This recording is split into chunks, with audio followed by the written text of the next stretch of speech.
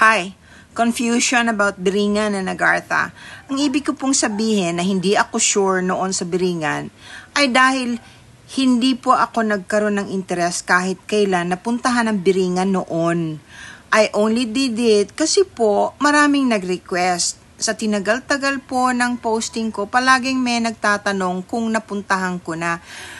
Ang tagal ko na rin pong sinagot yan prior to my going there. Sabi ko, hindi kasi ako interesado. Wala namang reason para puntahan ko.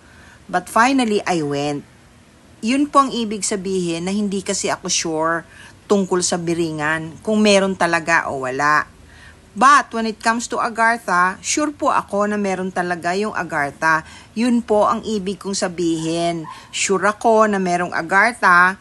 Hindi ako sure noon sa Biringan. Ginawa ko lang po yung pagpunta doon through astral traveling because so many requests were there doon sa mga comments na nakikiusap kung pwedeng i-check ko yan. And usually po, ang mga pinopost ko, base doon sa mga rini-request ng mga tao.